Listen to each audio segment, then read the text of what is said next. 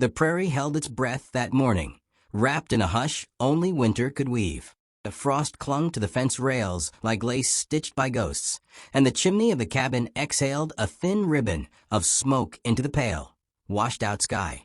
The land stretched wide, endless, as if loneliness had carved it itself, flat and bare save for the stubborn pines that hunched against the cold wind.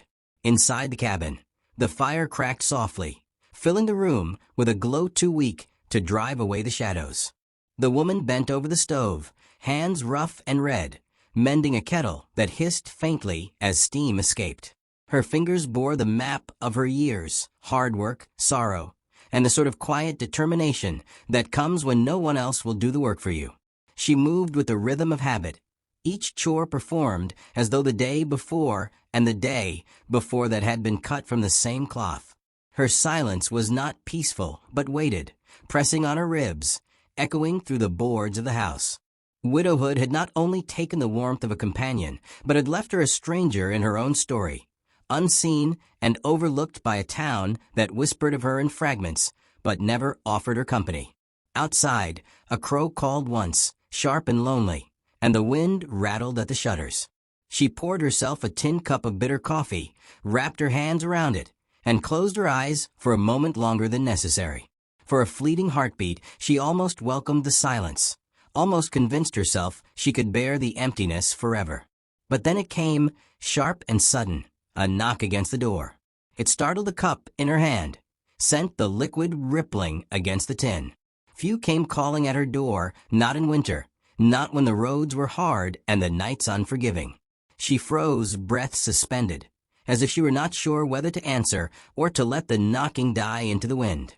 The sound came again, heavier this time, desperate. She opened the door. There he stood, a man hollowed out by cold miles, face drawn tight beneath a beard grown ragged, his eyes sunken yet lit with a feverish plea. In his arms he carried a bundle, and from that bundle came a whimper, thin as paper tearing. He clutched it close to his chest, his coat frayed and his hands trembling. His voice broke when he spoke, raw, stripped of pride. "I need milk," he said, barely above a whisper. "For the child." The words seemed to shame him even as they left his mouth. She could see it in the way his jaw clenched, in how his shoulders hunched like he was bracing for scorn. She said nothing at first, only glanced down at the bundle. A small face peeked out from beneath the folds of cloth, lips cracked, cheeks hollow, eyes glazed with hunger. The cry that came then was piercing, sharp enough to cut through her chest, a sound no mother's heart could mistake. She did not ask questions. She did not weigh the gossip of the town or the roughness of the man's manner. She stepped aside, letting the cold air spill in as he crossed her threshold. The baby's cry filled the small room, a sound that seemed too big for its body. He tried to hush it, rocking the child with clumsy urgency. But the desperation of hunger could not be soothed with motion. Her body remembered what her mind had long buried. She took the child gently from his arms, her movements steady where his were frantic. He hesitated, as though surrendering the child to her was an admission of failure, but he let go. She gathered the baby against her breast, and in that moment something unspoken passed between them all. The infant rooted, desperate, and alive, and she gave of herself without hesitation. The fire snapped in the hearth. The wind pressed at the windows. But here in her arms was warmth, breath, the tiny pulse of life beating steady against her skin. She bowed her head, her cheek brushing the child's downy hair, and closed her eyes as if to anchor herself to the fragile miracle of it. In feeding him, she was fed too, not of the body, but of a hunger that had gnawed at her spirit for years, the hunger to be needed, to pour love into something that would receive it. The man stood apart, his back stiff, hands balled into fists at his sides.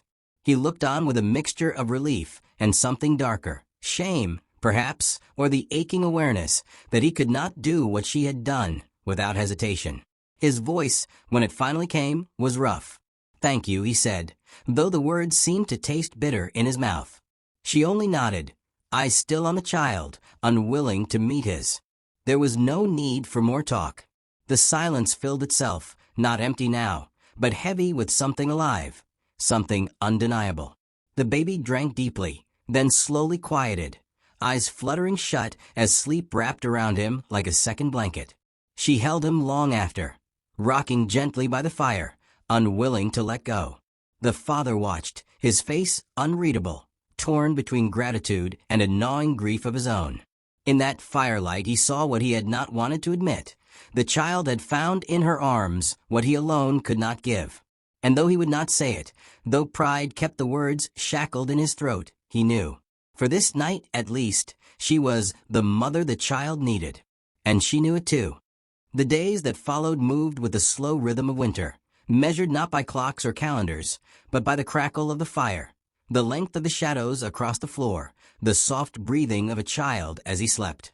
The man did not leave as quickly as she expected. He stayed, uncertain in his posture, torn between the sharp edge of his shame and the warmth he could not deny his child now had. He slept on the floor near the hearth, never asking for more than what was given, though his presence was heavy in the small space. She did not ask him to go, not for the baby's sake. The child's needs had carved out a space larger than either of them could claim for themselves, a space where their silence became something shared. In the evenings they ate at the same table, the baby between them in a small cradle she had dragged near the fire. Their words were few, only practical things: wood for the stove, water from the well, bread cooling on the shelf. But the air was not empty. It was weighted, every silence carrying the heaviness of things neither dared say. Sometimes, when she caught him staring at the flames, she could see how hollowed he was inside. Not cruel, not heartless, but a man gnawed by failure. His eyes darted often to the child, as if to remind himself the boy was real, as if he feared the baby might vanish if he looked away too long. The child thrived in those days. His cries softened, his cheeks began to plump with life. One morning, as sunlight pooled across the floorboards, he gurgled and released a sound that was not hunger, not sorrow, but laughter. It was light as a creek in spring, a sound so pure it startled her. She froze in place, dishcloth in hand, then slowly bent down, her breath catching as the tiny fingers reached up and clutched at the fabric of her dress. He smiled, lopsided, toothless, radiant in its innocence. Something deep inside her cracked open then, something she had buried so long it had grown brittle. Her hand trembled as she touched his cheek, and for the first time in years her lips found a smile of their own. The sound of his laughter filled the cabin like bells ringing, and she realized she was not alone anymore. She was needed. The thought settled into her bones with the weight of truth. The man saw it too. He did not laugh, though his eyes softened. But where she found joy, he found a shadow. His child's laughter reminded him not of triumph, but of what he had failed to give until now. He drowned his unease with long silences and longer trips into town. He returned each time smelling faintly of whiskey, his eyes rimmed red, his temper sharp.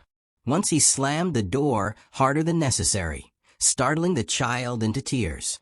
She scooped the baby up before the man could speak, rocking him gently until the sobs subsided. She did not scold, did not glare. Her silence was not forgiveness, but sorrow. She saw him, truly saw him, not as cruel, but as weak. And weakness, she knew, was its own kind of danger. The town noticed too. Whispers traveled faster than wagons on dry roads. A woman alone, taking in another man's child. It was a story too sweet with scandal to leave untouched. Some said she was desperate, that her widow's bed had not gone cold for long. Others muttered harsher things, that she had bewitched the man into leaving his child with her. They never spoke their gossip to her face, but she felt it in the way heads turned when she walked into the mercantile, in the long silence when she passed by women gathered at the well. She endured it quietly. Their words could not harm her more than loneliness already had, and the child in her arms was proof enough of her choice.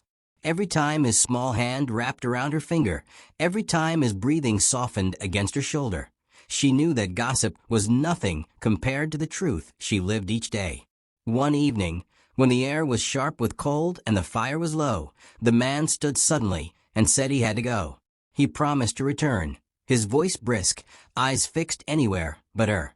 She nodded, her heart sinking though her face remained calm.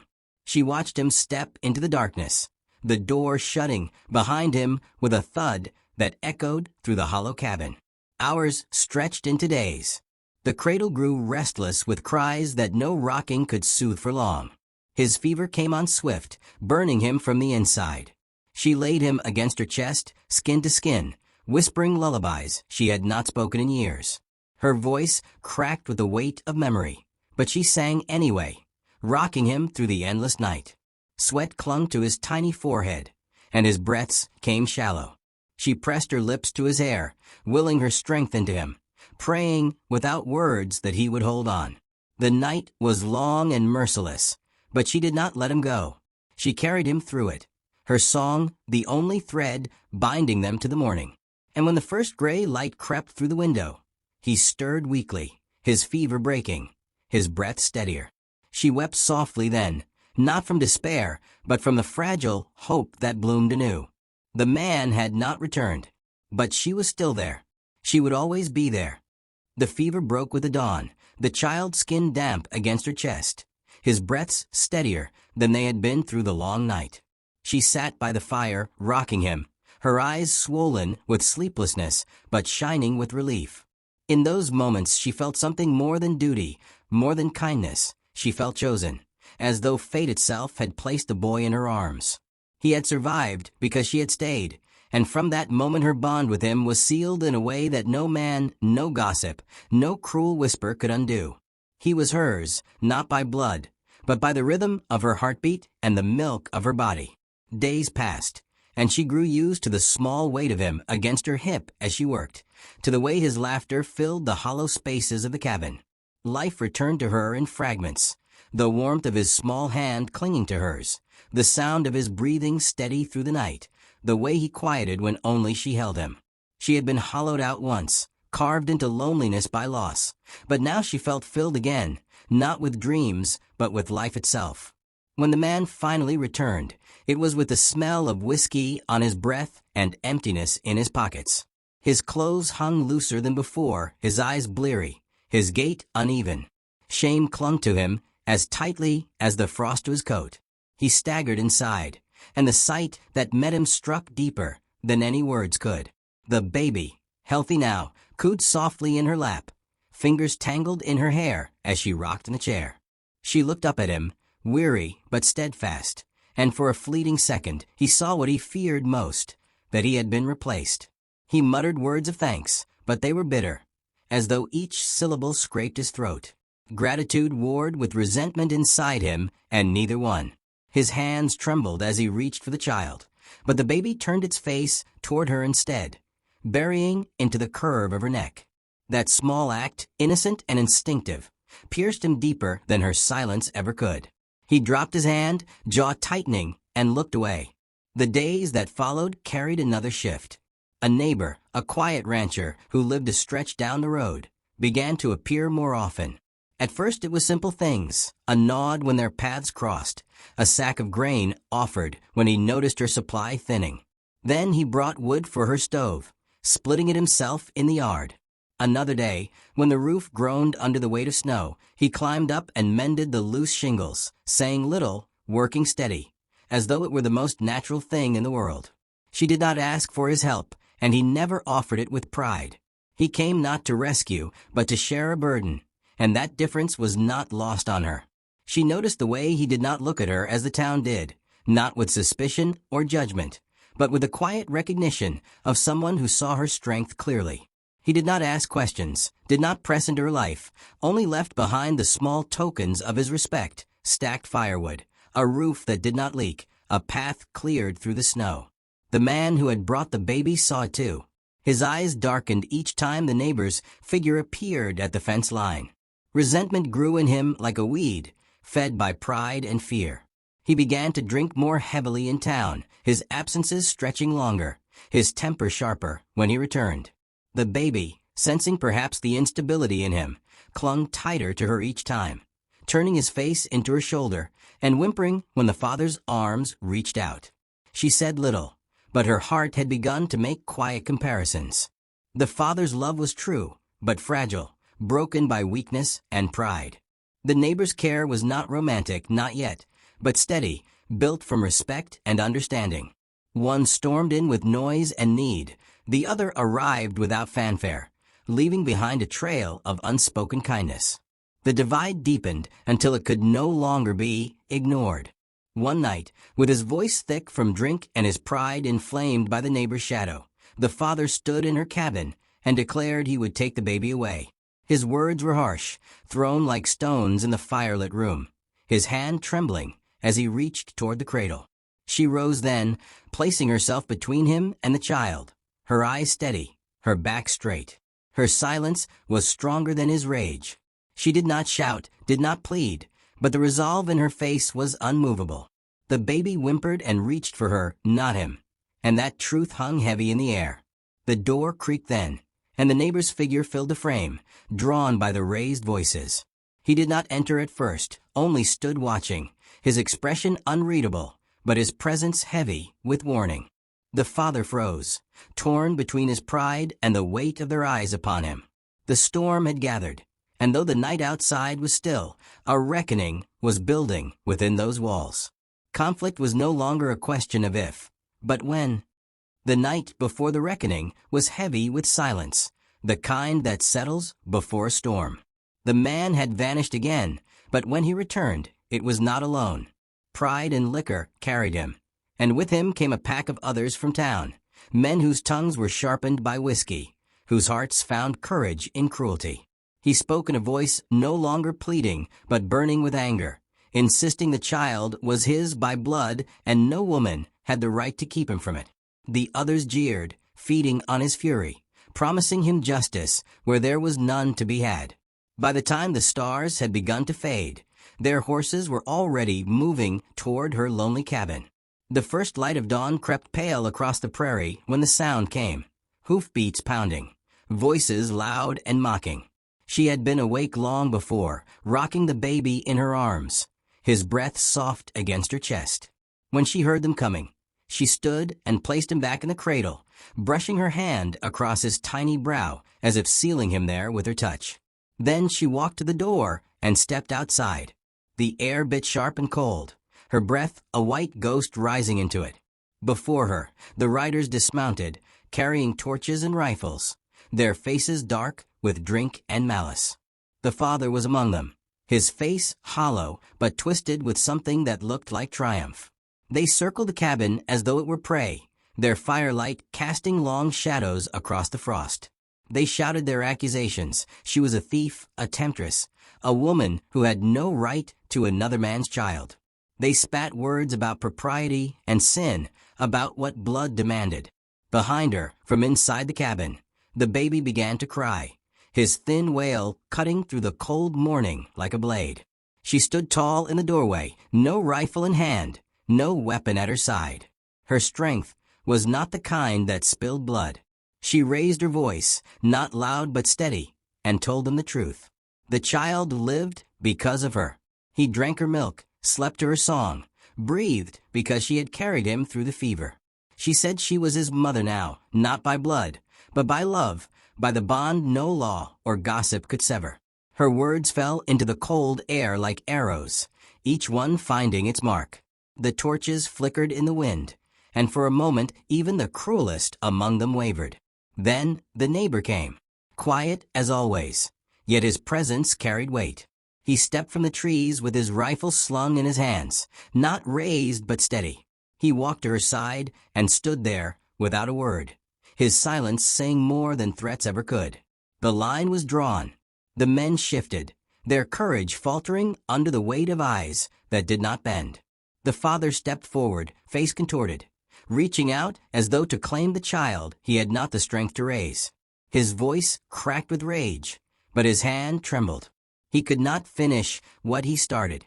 His own weakness undid him, his shoulders sagging beneath the truth of what he had lost. The child did not cry for him. The child cried for her. The moment broke. The townsmen, restless and shamed, dropped their torches one by one, the flames sputtering in the snow. Their bravado drained away, leaving only the hollow sound of boots retreating. The father stood for a heartbeat longer, then turned, his pride broken, his steps unsteady as he walked into the dawn. He did not look back. He would not return.